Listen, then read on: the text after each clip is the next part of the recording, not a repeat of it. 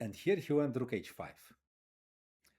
Rook h5. Will not enter into too much detail. I just want to show what Fischer saw.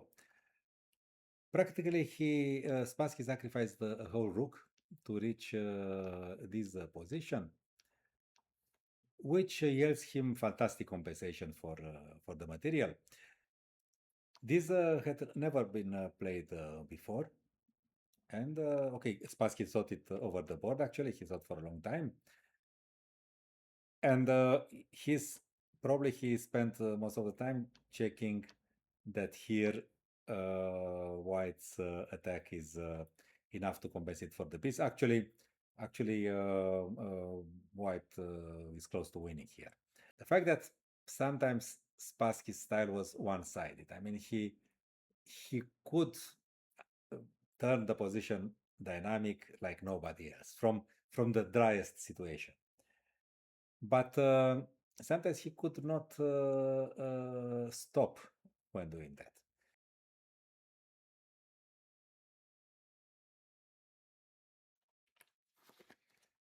What made Fischer so great? This is a question which you'll probably never find an ultimate answer. And my purpose in this video is not to approach it in such a wide meaning. But I would like to explain part of the reasons why Fischer was so great during the Reykjavik match against Boris Spassky. A player who had defeated him 3 times and against which Fischer had made only 2 draws. Why was there such a big difference? I mean, first it seemed that Fischer was a permanent client for Spassky. And during the match, it was very, very different. I have read that before the match, Fischer, I mean, long before the match, after he qualified, Fischer paid a big amount of money to a British librarian to make a folder with all the published games by Spassky and all the annotations. It was the famous red folder. And Fischer started those games very carefully. And it was not the openings he was mainly concerned of. He wanted to understand Spassky's style of playing and also his thinking. And I believe that one of the clearest situations when this approach helped him was the fifth game of the match in Reykjavik. Before looking at that, I would like to show 3 games played by Spassky in the same variation. The Leningrad system of the Nimzo-Indian defense. Leningrad system, this means bishop g5. Usually we get such a structure in that opening. I mean, White has these double pawns. He has 2 bishops, more space, but Black is quite solid. And I want to show 3 examples which surely drew Fischer's attention, and then offered him a guide for how to play this structure during the match, even though the variation chosen by Spassky was completely different. So what was typical for Spassky is that in this apparently static structure, he was always searching for dynamic elements, and he usually found them. And here he went rook h5.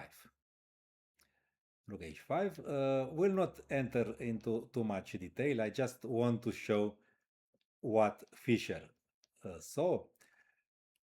Practically, Spassky sacrificed a whole rook to reach this position, which yields him fantastic compensation for the material.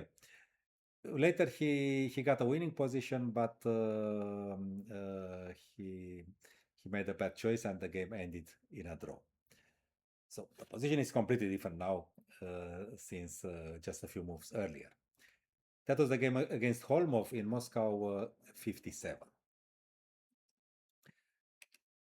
The next game is against Larsen, played in 1970, during the USSR Rest of the World match on the top board. Once again, we have this structure. Okay, black didn't play e4, and Spassky played f4, which is a typical move. Takes, and he took with the rook. And his idea was to meet this with rook takes f6. Once again, he sacrifices material to turn the position dynamic. But actually, Larsen defended well, and the game eventually ended in a draw. Okay, there were such moves, f5. And of course, White's position is more pleasant, but Larsen defended well. I mean, it was even an endgame. Larsen defended well, and it ended in a draw. So once again, we see this tendency of Spassky. I mean, you look at this position, you see the dynamic position. Before f4, it was a completely static position. And finally, again against Sliwa, played in Riga, 1959. The same structure, the same variation. Spassky took here, and black took with the e pawn. Here there would be no dynamism, but okay, g3 would be probably an entirely satisfactory move.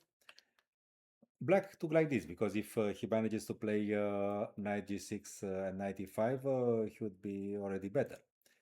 But of course, Spassky didn't exchange on e4 on f4 for that, and he just just like Nimzo said, unblocked pawns should advance.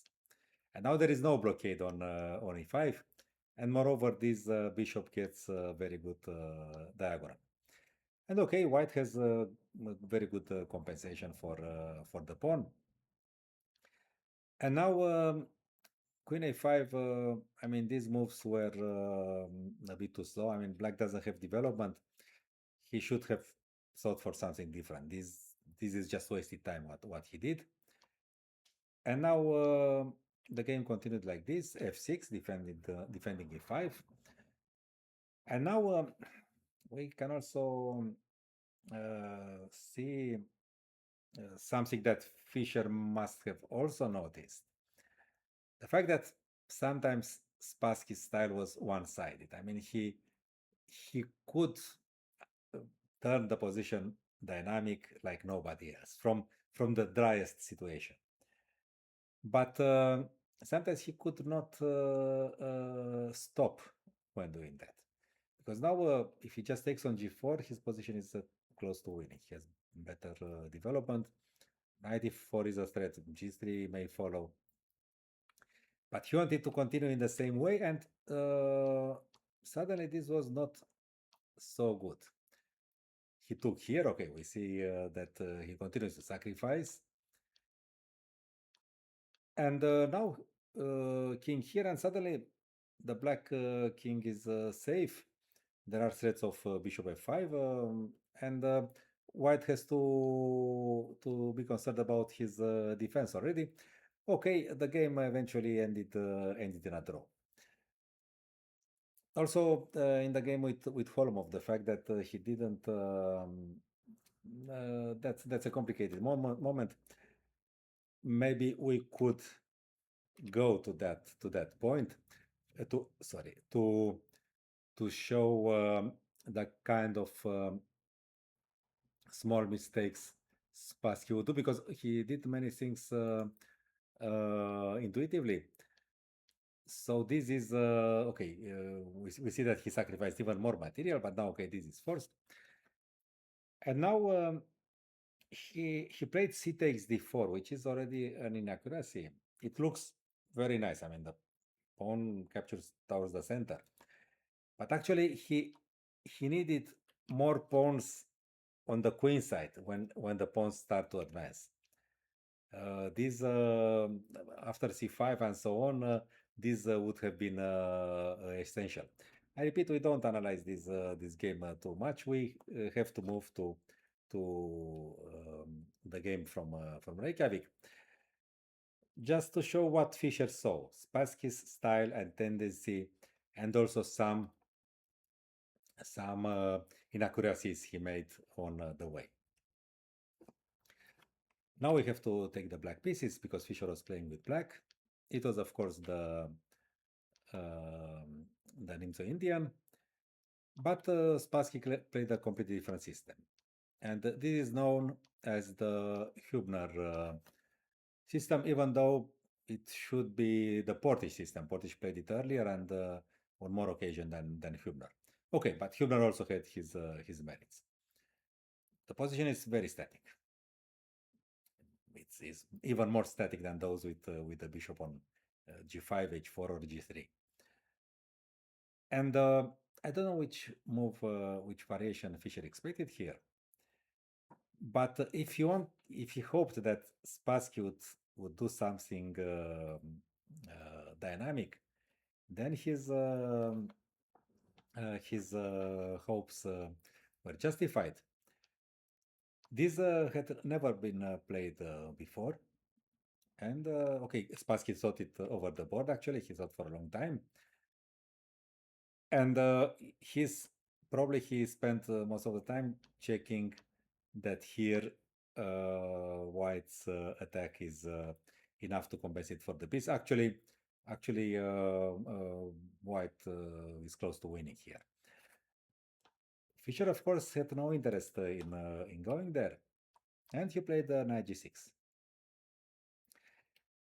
He turned the position static again. Of course, the game remains very interesting, but now this straightforward character of Spassky's play costed him dearly. He took on e5. He probably thought, okay, there is a weak pawn on e5. Okay, I will get play against it. I have the space. I have what I want. Black structure is weaker than mine. And actually, f takes e5 is okay. Let's say it's exaggerated to say the decisive mistake, but it is the main cause for Spassky's later defeat, even though the game has entered the history as a loss caused by a blunder, which is not accurate either. Later, this became the main variation, and okay, play remains complex. Okay, so after taking on e5, Spassky practically freed his opponent of any worries. The only thing for black is not to lose one of the b6 and e5 pawns. Apparently, everything Spassky does is very nice, but Fischer saw a bit deeper. We see that the pawns are not so weak actually. The queen came here. White already understood that he has nothing to do. He must sit and wait and hope that nothing will happen to him. And Fischer went very directly to an endgame, which he knew that it should be better for him because of these weaknesses on c4, a4, and e4. We can highlight them. Now g3 was recommended, but okay, later we'll see that bishop g3 is kind of a useful move. So this doesn't really improve White's position. We'll see later. Okay, bishop d1 and now knight f4. And now, okay, why this game tends to be overestimated is that Spassky went queen c2, which was a blunder indeed, because now after bishop takes a4, he resigned. The point is that if queen takes, then queen takes e4 with a double threat of mate on e3 and g2. And everybody said that, okay, queen b1 and well. But actually, the situation is not so simple. Those weaknesses are still there. I remember that some time ago I was planning to write a book on the Reykjavik match, and I analyzed this position maybe for a week. I mean, I was analyzing it on the board without the engines because I think this is how you should work on such a position and on chess in general. And I told to to one of the editors, look, I think that this ending is one. And I sent him my analysis, some typical positions, regrouping, and so on. He probably didn't have to the time to look at it, and he said, I felt like a bit of with some sympathy for my efforts. He said, but you know, the computers say that it's a 000. Okay, it didn't happen to write that book. Maybe I will write it some other time. But guess what? Nowadays, the engines think that white is in big trouble. So, okay, the engine's evaluations comes and goes. You should be sure about what you think. And okay, just to explain a bit what I wanted here. Black has only one weakness. This weakness doesn't count because the bishop doesn't have the square. So the king should go somewhere here, not here. Well, depends. And the knight should go here. And my claim was that in that situation, with all these pawns under pressure, white should not hold. I will not enter in very big detail, but I will show somehow the main lines to see that in principle black should probably win. First of all, h3, we explain later why h3. It doesn't work because now the hidden threat was this, and queen here. So something like queen c2 is needed, and now king e7 is probably premature because now h3 is possible, and at the critical moment when the knight starts his navigation towards d6, this move frees black a bit because the queen has access to b5 before the knight reaches d6, and he should probably survive. But black can start with g4, and the possible variation goes like this. Okay, white cannot do much. Now we start our maneuver. Knight here. Okay, the queen still defends the pawn. The bishop, now the king should go away from that diagonal. We'll see why. Okay, we also over defend this. And now, okay, the main line is queen e2, and now we can take here finally, because now we have queen takes c4, which was not available with the king on c7. If takes, then this pawn is much stronger than white's central pawns. If here, then queen takes e4, and if queen d1, then we can go here and take on e4. All the positions are won for black. There is another attempt to sacrifice one of the pawns to hope to get some relief, but somehow white is not in time to play c4 and then transfer the bishop to c3. Okay, maybe he has some chances here, but he has lost a pawn. He has lost a pawn, and it's not so clear how he pushes c4 yet. Probably this is the best he can do, but he has lost a pawn. It's at least a clear advantage for black. Black could probably play like this to secure this pawn, okay, and so on. So what can we say? Why did I show this game, which is considered to be just a very bad game by Spassky? Okay, there is the final blunder, but I believe the blunder did not change much. Fischer knew how to play the better endgames and knew how to analyze the adjoint positions. He would have won it. I'm almost sure that he would have won it anyway. I mean, everything he did was so straightforward. It was clear that he was going to that endgame knowing that it's good for him. He was trailing in the match still. He had won the third game, and with this game, he just leveled the score after making Spassky a gift of 2 points in the beginning. And why did I show it? Because probably something like this is what Fischer expected from Spassky. Maybe not precisely this variation, but he knew that Spassky would not play the static position in this structure. He knew from his game, which were played with a completely different variation, he knew that he would go for something dynamic, which may be also a bit premature. And when Spassky played it, he reacted relatively quickly with knight g6 because he didn't have the intention to calculate whether he can take the piece or not. And then the second mistake, which he might have anticipated, was this rather simplistic f takes e5. After which, if White saves the game, then it's a bit of miracle. He needs to be lucky not to lose this, especially against Fischer.